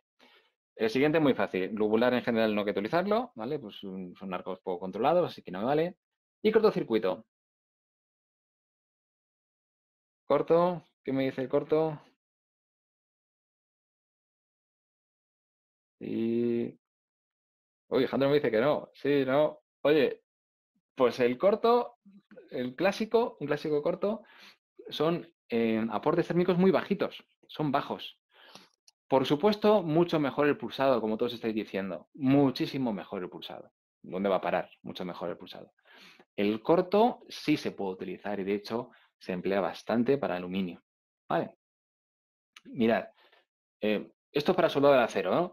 Pero veis, en un cortocircuito puedo controlar bastante bien ese arco eléctrico. Bueno, suelto la gota cuando tengo que soltar la gota. Doy un input térmico cuando tengo que dar el input térmico. Por lo tanto, el pulsado es más adecuado. También es verdad que ahora es muy difícil encontrar un corto plano, sin ninguna ayuda, ¿vale? Es muy difícil. Ya las máquinas actuales ya te vienen con algún tipo de ayuda. Pero esto, bueno, de momento vamos bien. Mira, como digo, un spray tiene alta energía, pero todavía puedo irme a energías más bajas. Y es a través de un CMT. Digamos que es un corto, es un pulsado en un corto, pero con una ayuda mecánica. A ver, voy a ver si lo puedo adelantar un poquito. Es tecnología Fronius, pero veis, tengo un arco muy cortito. A ver si tengo, ¿veis? Tengo un arco pequeñito, corto, pero que además, a ver, un segundito, tengo un arco radiante corto, pero es que además puedo ir variando esa longitud de arco y apagándolo con un efecto mecánico. Digamos que tengo una onda pulsada y además una onda, entre comillas, mecánica. Así que tengo las dos ayudas para tener un arco extremadamente frío. Bueno, esa es la pregunta habitual que nos han hecho muchas veces es, ¿y puedo llegar a fundir, puedo llegar a unir aluminio y acero? Oye, realmente no unes aluminio y acero, ¿no? Porque metalúrgicamente no son compatibles, no son compatibles. Produce muchos intermetálicos duros y frágiles que hacen que esa unión rompa fácilmente. Sin embargo, si utilizo un acero que es galvanizado, ojo, con una superficie de zinc, ¿veis? Como vais a ver ahí, si yo tengo un arco muy frío, que funde solamente el zinc, que lo funde, puedo utilizar ese zinc como una capa intermedia para soldar aluminio con el zinc y zinc con el acero. Por lo tanto, esa unión sí es posible, pero es posible con esto, con un CMT. ¿Veis? ¿Veis esa unión que estáis viendo ahí de un bumper de un acero de un coche? Es una unión típica de aluminio con acero. ¿Vale? Bueno, realmente es aluminio con zinc y zinc con acero. ¿Vale? Con esa capa intermedia. ¿Vale? Vale. Más. Soldadura por resistencia también se puede soldar. Aquí no tengo arco eléctrico, ¿vale? Pero puedo soldar mediante corriente continua con corriente alterna. Y también elimino, también por esa presión que se produce en el ciclo de forja y además por la temperatura que es capaz de alcanzar el proceso, es superior incluso a la temperatura de la fusión de la lúmina. Por lo tanto, sí puedo, de forma local, por supuesto, sí puedo soldar por resistencia. Está recomendado para espesores entre 0,8 y 3 milímetros. Y tiene mejores resultados para aquello cuando ya el acero tiene cierta resistencia mecánica, o bien por tratamiento térmico o bien por forja. ¿No? En bruto de colada no suele tener buenos resultados, ¿vale? Porque se deforma bastante a la hora de meter el ciclo de presión. Incluso puede haber soldaduras entre el aluminio y el cobre, porque sí son compatibles metalúrgicamente. Hay que tener en cuenta especialmente esto, ¿eh? La resistencia de la zona de afectación térmica está entre el 20 y el 90%. Entre el 20 y el 90%. Desde el punto de vista operativo, tenemos que considerar el efecto Sund. Fijaros que el aluminio es muy conductor de la electricidad y por lo tanto tengo que espaciar, si tengo que hacer una unión con varios puntos seguidos, la separación entre los puntos tiene que ser superior en comparativa con el acero, ¿no? Porque puedo tener derivaciones de corriente por los puntos anteriores. ¿Vale? Como digo, una forma de aumentar esa vida de los electrodos es, en lugar de utilizar un contacto directo con los electrodos de cobre, utilizar una lámina intermedia. ¿Vale? Esa lámina intermedia nos puede ayudar a evitar ese deterioro de los electrodos. ¿Vale? Vale. Como digo, siempre es recomendable utilizar material de aporte para poder unir. ¿Vale? Por lo tanto, el láser directamente es difícil de utilizar, difícil para las soldaduras de aluminio, es complicado. Siempre se recomienda utilizar un método híbrido, utilizar el MIG, utilizar el láser. El MIG me está dando digamos, el aporte o la ayuda química que necesita la unión. El láser me está dando penetración, por supuesto, y una zona de afectación térmica muy reducida. Bueno, pues un proceso híbrido sería muy recomendable. ¿Vale? Venga, seguimos. Otros procesos de soldeo, pero sin fusión, sería soldadura en estado sólido. No hay fusión. Nunca llego a la temperatura de fusión del material base y no utilizo material de aporte. ¿Puedo llegar a unirlo únicamente por presión? Directamente a golpes, ¿no? A golpes puedo llegar a unirlo. Digamos que esa presión entre los dos componentes de aluminio es suficientemente alta como para romper la lúmina y además dejaría aislado del oxígeno exterior el aluminio y por lo tanto solamente por presión sería posible. De alguna manera estoy favoreciendo un proceso difusivo. La unión por ultrasonidos también sería posible, ¿vale? Para láminas relativamente pequeñas, hasta 1,5 milímetros, mejor algo menor, ¿vale? Por explosión también sería posible, pues cuando hacemos un cladding, hacemos un recubrimiento de aluminio sobre acero, ¿vale? Esa explosión también elimina la lúmina durante el proceso. Por lo tanto, si hay una unión, no es una unión metalúrgica en sí, porque no son compatibles, pero sí sería una unión duradera. Por difusión, si no solamente doy presión, si además doy temperatura, tengo una unión por difusión, también ocurre lo mismo. Por fricción, también seguramente lo habéis visto para piezas circulares, para tubos y demás, ¿vale? Esa fricción, las dos piezas en contacto que están rozando, bueno, también puede llegar a romper la capa de alúmina y ahí sí que hay una unión metalúrgica en sí. Y quizá uno de los que más se están empleando para soldar en estado sólido aluminio es el Friction Stir Welding. Este proceso lo que hace es batir directamente el aluminio. Lo bate, como si fuera un huevo, lo bate. Y mezcla materiales de uno al otro. ¿Vale? De un metal base de un sitio a un metal base del otro. ¿Vale? Fijaros que puedo soldar grandes espesores. A ver, aumento un poquito más. Fijaros cómo avanza. Ha entrado un pin en la intercara, ¿no? En el hueco que hay entre las dos chapas. Ese pin empieza a girar, empieza a batir el material y avanza. El problema de este tipo de... Bueno, y de hecho ya esto se emplea tanto para construcción de barcos, depósitos o incluso en aeronáutica, ¿eh? O sea que es un proceso ya muy desarrollado para aleaciones de aluminio que no son fácilmente soldables, como la serie 7000, que ya conocéis, o la serie 2000, ¿vale? Se puede emplear con esto. Aquí no tengo zona de afectación térmica, porque en ningún caso llega a una temperatura alta, ¿vale? Las propiedades mecánicas de este proceso son espectaculares. Lo que pasa es que nada es gratis. Tengo pérdidas aquí. ¿Qué son las pérdidas? Por ejemplo, la salida del pin, aquí me queda un agujero. A ver. La pieza tiene que estar muy embridada, como estáis viendo, muy sujeta. El tamaño también nos limita bastante. Fijaros el cordón que queda. Estupendo. Fijaros ese punto final. Bueno, se podría arreglar con un mártir de salida.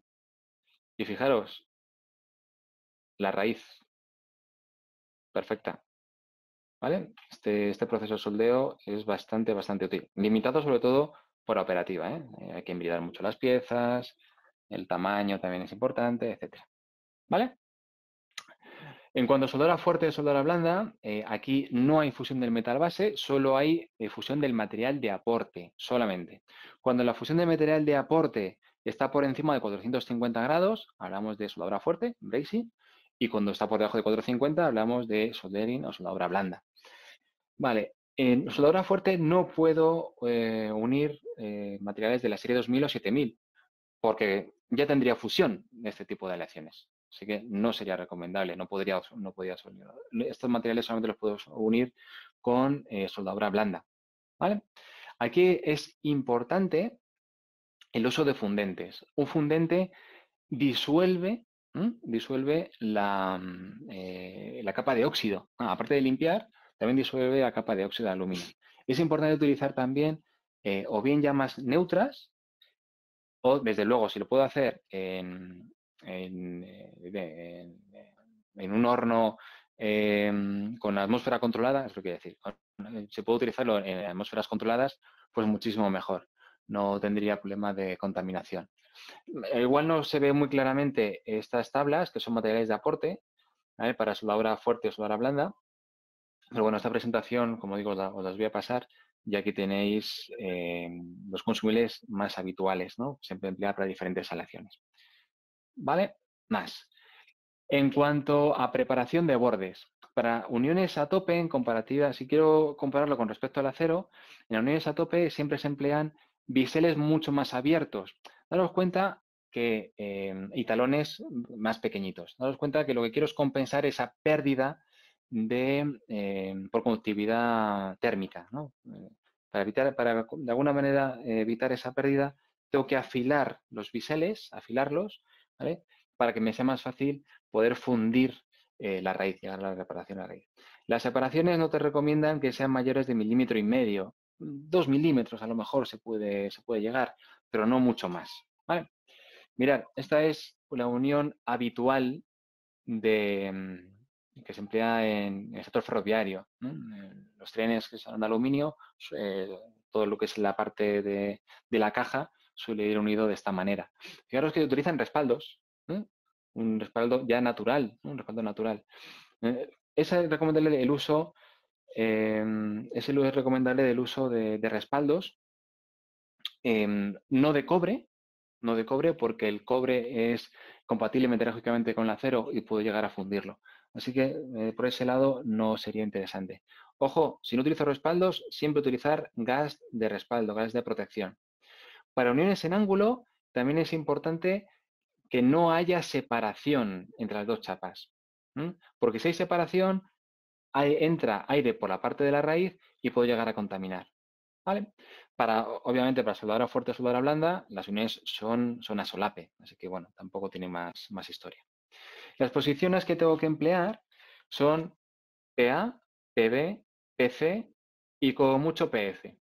No es recomendable posiciones como un PD o un PE, bajo techo, ¿vale? Porque el baño fluido se nos puede caer. Así que siempre utilizar o bien en posiciones que impliquen un baño chiquitito o bien posiciones donde el baño no pueda caer. ¿Vale? La pregunta es siempre, ¿precalentamos una aleación de aluminio? ¿Es recomendable precalentar? Vamos a ver, venga, respuestas por ahí.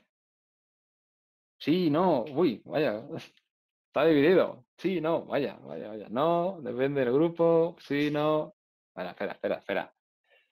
En general no es recomendable. En general no. Vamos a ver. Nunca, a ver, nada es gratis, ¿eh? Nada es gratis. Vale, el precalentamiento me da unos beneficios, por supuesto. Oye, pues evito tener humedad, aumentar la temperatura del material base. De alguna manera también estoy facilitando la fusión del mismo, ¿vale? Pero ¿qué pasa? Que aumento la zona de afectación térmica. Y por lo tanto, por ese lado, desde el punto de vista mecánico, no es buena idea. La norma, la 1011 parte 4, te da una recomendación de temperatura máxima de precalentamiento. Fijaros, máximo 100, 120 grados, como mucho, ¿vale? Pero siempre, sí, estas circunstancias que se pueden dar justifican utilizar temperatura precalentamiento, ¿vale? También tenemos que limitar la temperatura entre pasadas, ¿vale? La temperatura a la que puedo empezar a dar la siguiente pasada, ¿vale? Digamos como es un precalentamiento como un precalentamiento del anterior. Fijaros, también está limitado, ¿eh? Es importante. Vale. Mira, creo que estoy un poquito ya fuera de tiempo. Solamente quiero... y si es bajo, ¿qué normativa? Sí, perdona, la normativa de Darwin es la 1011 parte 4. Es esta de aquí. Es esta de aquí. Vale. Quiero enseñaros algo de normativa. Ya me quedan 2 diapositivas nada más. Esta sería, siempre es recomendable leeros la norma que describe el producto. La norma de productos de aluminio son estas, la 485, 515, 573, porque siempre te vienen algo de información de soldabilidad. La 1011 parte 4, recomendaciones de soldabilidad, es la que podemos tener como cabecera. Igual no te da mucha precisión, pero sí te ayuda a no equivocarte, a no meter la pata, es importante. Luego tengo otras que también son importantes conocer, que es la 10.042, que nos establece criterios de aceptación, ¿vale? Criterios de aceptación. Fijaros, es la única que voy a abrir y ya terminamos. La 10.042, fijaros, te habla de 3 niveles de calidad, el B, el C y el D, siendo el B el más exigente, el C el nivel medio y el D el más suave. Y hay otra norma que es la ISO 5817 que es para acero. Es muy habitual confundir una y otra. La 10.042 es única y exclusivamente para aluminio. Y hay diferencias entre las dos. porque, por ejemplo, esta misma, mira, una penetración incompleta en la raíz, para un nivel medio, el aluminio sí te permite algo y, sin embargo, para el acero no te permite nada. ¿Vale? Es importante conocer esto. Entre uno y otro sí hay diferencias. ¿Vale? Más. La 9606 para cualificación de soldadores de aluminio, las 15.614, parte 2 para cualificar procedimientos de aluminio. Es importante que esta también la veáis, porque todo lo que estamos contando antes sobre la pérdida de propiedades mecánicas en AZAD, la normativa que te cualifica un procedimiento de soldadura también lo tiene en cuenta. Y de hecho, fijaros, cuando quiero evaluar un ensayo de tracción, ¿veis? En esta columna te habla de que será aceptable si para este tipo de aleaciones, oye, pues estoy por encima del 70% de la carga de rotura. Ya no te habla del 100%, te habla del 70%, ¿vale? O el 60% en este caso, ¿vale? Eso es importante, ¿veis? Las normas al final lo que hacen es recoger las limitaciones del proceso o del material, ¿vale? Mirad, y ya por último, esta norma es quizá la más interesante, este conjunto de normas, la ISO 3834.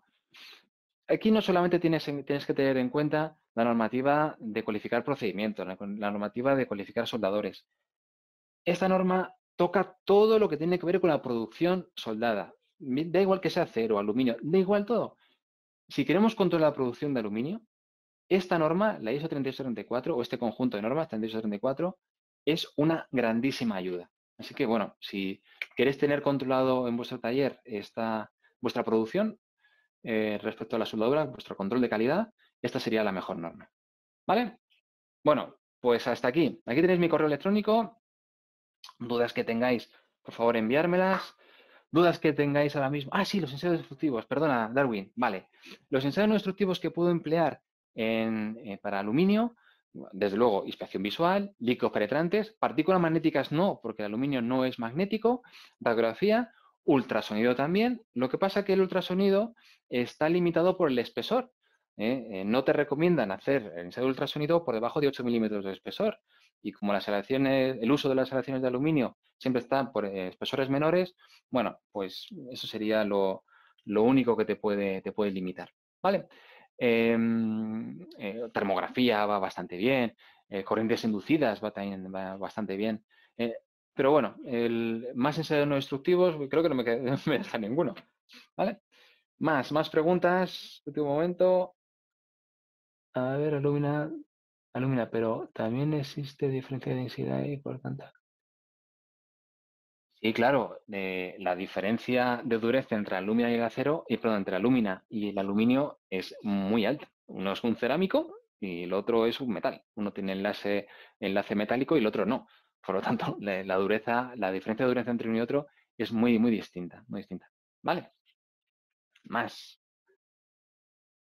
Sí, he visto por aquí una pregunta más. Disculpad.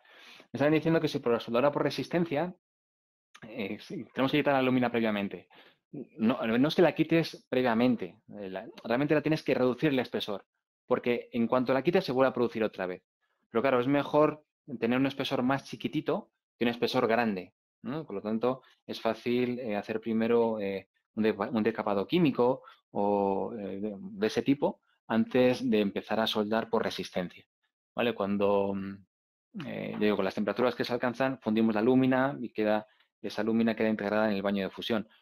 Ojo, que ya habéis visto que la resistencia de esa unión puede llegar hasta únicamente el 20% del metal base.